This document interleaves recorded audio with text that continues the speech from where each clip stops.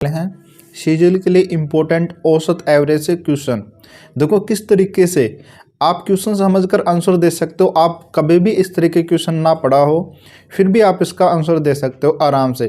Question समझना सीखो, रटना बंद करो। ठीक है, क्वेश्चन की लैंग्वेज सीखो, क्वेश्चन क्या कह रहा है। अगर आप ये सीख गए ना तो कोई भी क्वेश्चन किसी भी टाइप से आ जाए आप आराम से निकाल सकते हो। पूरा मैथ यही होता है, खुद ब खुद कहता है कि मुझे इस तरीके से सोल्व करो। बस आपको पता होना चाहिए कि क्या क्या उसमें दे रखा है, किस तरीके से हम उसको यूज़ करना है। जैसे कि आपके पास में आपको दे रखा होता है कि ईंट सीमेंट बाटा सबको दे रखा है, आपको कहा जाता है कि दीवार चुनो। तो सब कुछ आपके पास मटेरियल बस आपको लगाना है, लगाना आना चाहिए किस तरीके से उसको लगाना सेट करना है। इस तरीके से जिसमें सारा हलवा दिया होता है, बस आपको खाना आना चाहिए कि किस तरीके से इसको खाना है। ठीक है, अब इसकी बात कर लेते हैं। जैसे कि ये क्वेश्चन है आपके पास में, मैं शॉर्ट ही से कह सकता हूँ 95% स्टूडेंट इस क्वेश्चन को सोल्व नहीं कर पाएंगे। बट ये क्वेश्चन कुछ भी नहीं है, बहुत ही इजी है। देखो अब किस तरीके से सोल्व करते हैं, स्टार्ट करते हैं। स्वागत है एचएस कैंपस के अंदर। यूट्यूब चैनल का नाम है एचएस कैंपस। अगर आप इसको इंस्टाग्राम या फेसबुक के अंदर देख रहे हैं तो यूट्यूब पे सर्च करें एचएस कैंपस, जहां पर आपको कंप्लीट मैथ और रीजनिंग फ्री दी जाने की कोशिश की जा रही है। बस थोड़ा सा आपका सपोर्ट रहे तो सब कुछ फ्री मिलने वाला है। तो देखो अब इसमें किस तरीके से होता है, n संख्याओं का औसत x है। क्वेश्चन क्या कह रहा है, n संख्याओं का औसत क्या है, x है।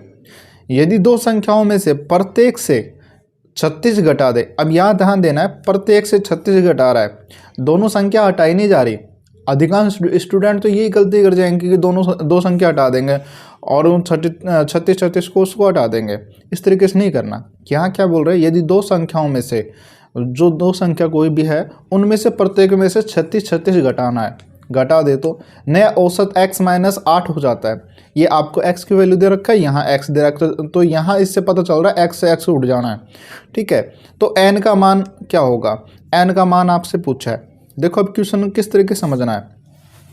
अब इसमें क्या बोल रहा है, आराम समझते हैं। n संख्याओं का औसत x है। क्या है, n संख्याओं का औसत x। अब आपको मैं कहूँ कि दो संख्याओं का औसत 6 है। ठीक है, तो टोटल संख्याओं का योग कितना होगा, उन संख्याओं का योग कितना होगा। तो आप क्या करते हो, 2 गुणा 6 करते हो ना, कि एक जने का भी 6 है और दूसरे जने का भी 6 कितना हो जाता है, 12 हो जाता है। यही करते हो ना, तो उन दोनों संख्याओं का टोटल कितना हो जाएगा, 12। इस तरीके से करते हो।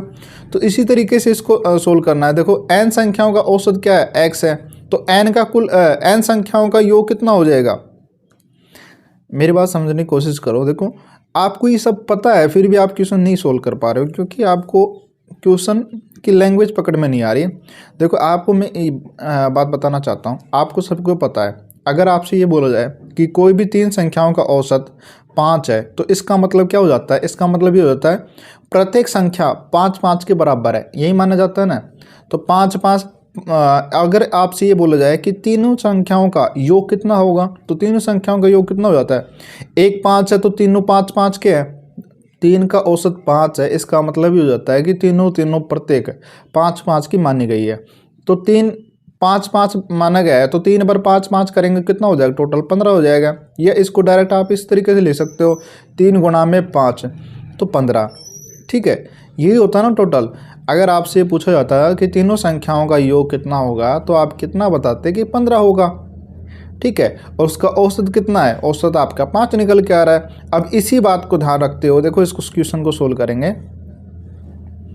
अब इसमें क्या बोला है, देखो ये चीज़ आपको पता भी था बट आप इसको आप लगा नहीं पा रहे थे किस तरीके से इसको सेट करना है। n संख्याओं का औसत क्या है, x है, तो इन संख्याओं का योग क्या होगा, n संख्याओं का योग क्या होगा, n संख्याओं का योग, n संख्याओं का योग क्या होगा,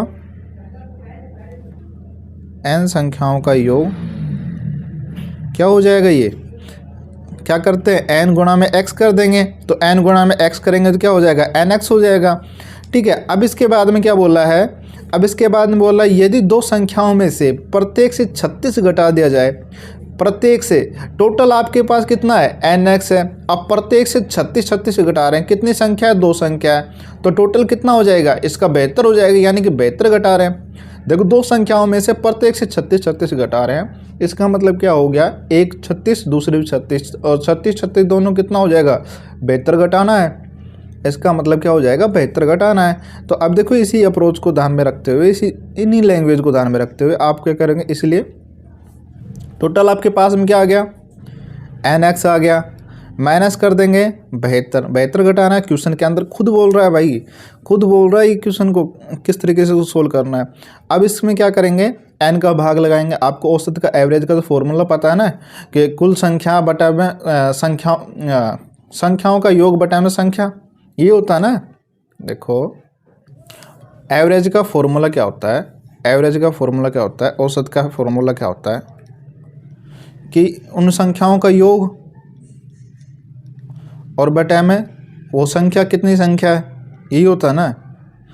ये तो आप सभी को पता भी है, हर कोई जानता है। बूढ़े बड़े से पूछोगे ना वो बता देगा। जैसे कि उनसे अगर ये पूछते हो ना कि गेहूं का रेट क्या चल रहा है, तो वो ये नहीं बताएगा टॉप वाला और सबसे कम वाला, वो एवरेज बताएगा, बीच वाला।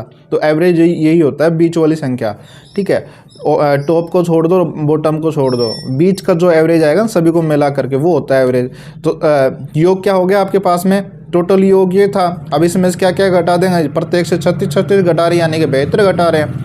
अब 72 इसमें से घटा रहे हैं, तो अब औसत निकालना है नया। औसत नया क्यों निकाल रहे हैं, आपके दिमाग में ये आएगा, भाई मुझे क्या पता नया औसत निकालना है इसमें, क्योंकि इसके अंदर दे रखा है तो नया औसत ही होगा।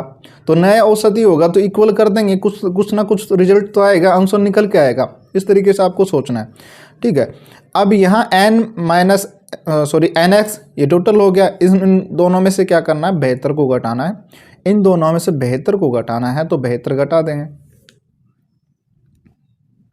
अब क्या करना है, नया औसत निकालने के लिए क्या करते हैं, औसत किस तरीके से निकाल देंगे, टोटल योग हो गया। योग में से क्या करेंगे, संख्या का भाग लगाएंगे। संख्या कितनी है, n है, तो n डिवाइड बाई n कर देंगे। बराबर क्या दे रखा है आपके पास में, नया औसत कितना दे रखा है। अब ये जो निकल के आएगा वो नया औसत निकल के आएगा, और वो औसत कितना बता रखा है, x-8 बता रखा है, x-8 रख देंगे। बस अब इसको सोल्व कर लो, आपका आंसर आ गया, ठीक है। अब इसको सोल्व करेंगे, इसको इससे मल्टीपल कर देंगे, इसको ऐसे कैसे छोड़ेंगे ये तो आपको पता होगा। इधर जाकर ये किस में हो जाएगा, गुणा में हो जाएगा। NX - 72 बराबर में NX - 8n, ये हो जाएगा। NX से NX कट जाएगा, ठीक है। अब यहाँ क्या है, माइनस का 8n है और यहाँ -72 है। तो हमें क्या करना है, n की वैल्यू निकालनी, क्योंकि हमसे पूछा क्या है, n की वैल्यू। तो n की वैल्यू निकालना, तो n यहाँ रख देंगे, n यहाँ के यहाँ छोड़ देंगे। ये -8 है, इधर भेजेंगे, इसके डिवाइड में चला जाएगा। -72 डिवाइड बाई -8, ठीक है। माइनस से माइनस काट देंगे, 8 से काटेंगे, 8 एकम 8, 8 ने 72। तो n का मान कितना आ गया, 9 आ गया। तो इस तरीके से सोल्व करना। क्वेश्चन खुद कहता है कि मुझे इस तरीके से सोल्व करो, बस आपको समझना आना चाहिए किस तरीके से उसको सोल्व करना है, क्या क्या दे रखा है, क्या क्या हमें किन किन चीज़ों की हमें ज़रूरत पड़ेगी, ठीक है। समझाया इसलिए आपको इतना टाइम लगा है। नॉर्मली ये आपको पता हुई, ये माइंड के अंदर कर सकते हो। NX हो जाएगा टोटल NX के अंदर से 36 दूनी 72 घटा देंगे, डिवाइड बाई n कर देंगे, नया औसत निकल के जाएगा। नया औसत बराबर ये कर देंगे, बस सीधा ये लिखना था आपको, और ये लिख करके कैलकुलेशन करनी तो 2 सेकंड लगेगी। अगर इससे भी शॉर्ट चाहते हो तो वो भी बता रहा हूँ।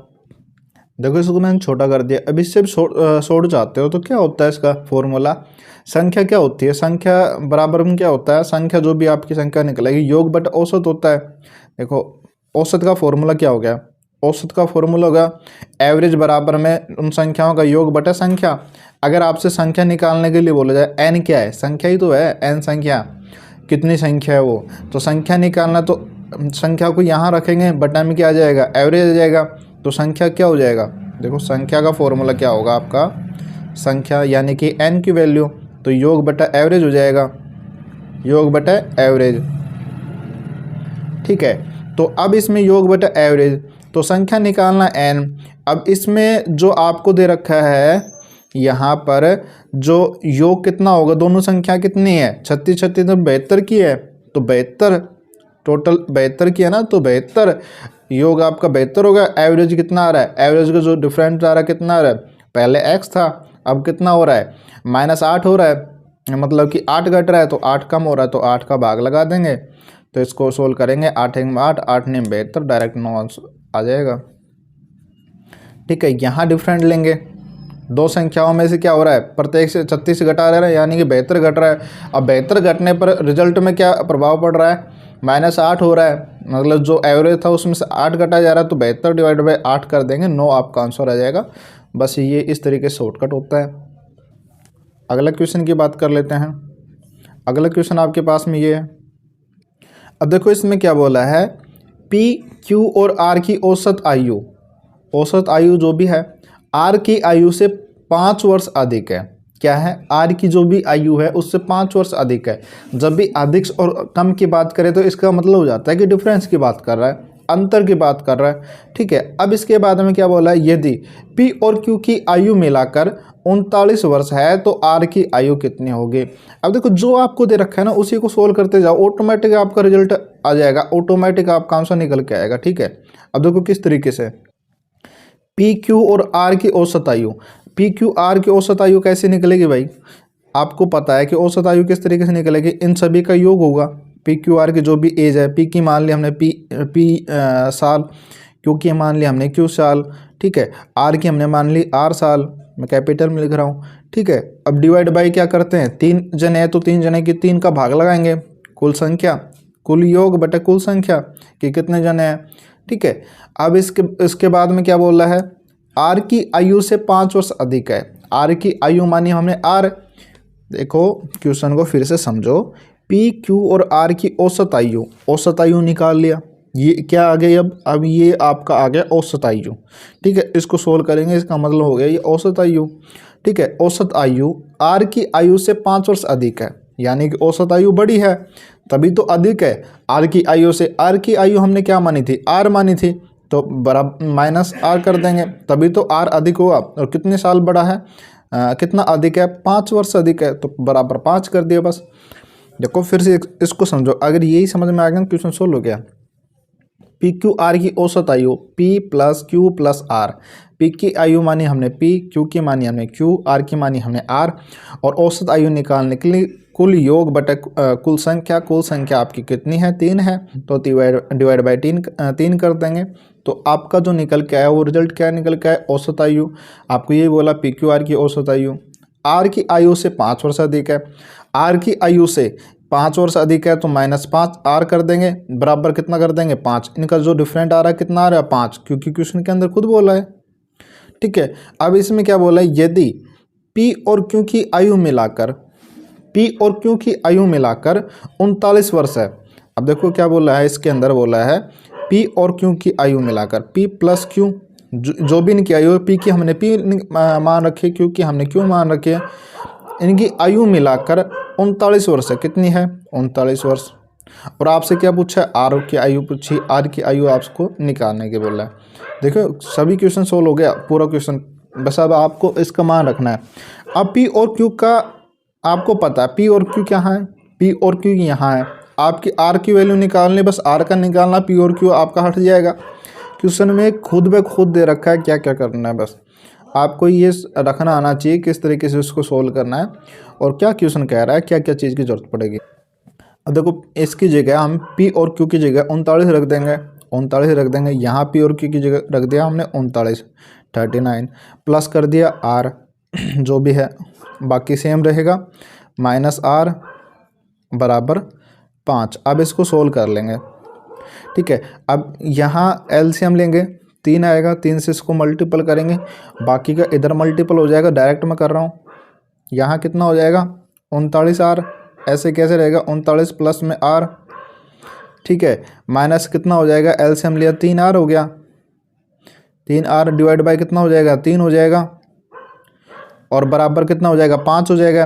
तो ये बटे में 3 है, बराबर कितना हो जाएगा 5 हो जाएगा। तो इस 3 को मैं डायरेक्ट इस यहाँ ना लिख करके इधर मल्टीपल कर दूँगा, क्योंकि इधर जा कर क्या होगा, इसमें गुणा ही होगा। तो यहाँ मैं डायरेक्ट क्या कर रहा हूँ, इसको डायरेक्ट मल्टीपल कर रहा हूँ, बराबर में 15। ठीक है, अब इसको सोल्व करेंगे, यहाँ कितना बचेगा -2r, कितना बचेगा, 3R में से दो ओनली R गया तो कितना बचेगा, माइनस का 2R बराबर यहाँ 15 है, यहाँ 39 है, 15 में 15 ऐसे कैसे, 39 इधर जाएगा माइनस को हो जाएगा 39, कितना बचेगा आपके पास में बचेगा 24, इसको घटाएंगे तो माइनस का 24 बचेगा, माइनस का 2R बराबर माइनस 24, माइनस से माइनस कट जाएगा, अब 2 है 2 इधर जाएगा डिवाइड में हो जाएगा, 2 1 कम 2, 2 का इसमें भाग लगा देंगे 12। ठीक है, अब R की वैल्यू आपके पास में क्या आ गई 12। तो आपसे पूछा भी क्या था, R का मान पूछा था, R का मान आपके पास में आ गया 12। तो इस तरीके से इस क्वेश्चन को आराम से सोल्व कर सकते हैं। क्वेश्चन खुद ब खुद कह रहा है, आपको समझा रहा हूँ इसलिए टाइम लग रहा है, आपको बस डायरेक्ट इस तरीके लिखना है।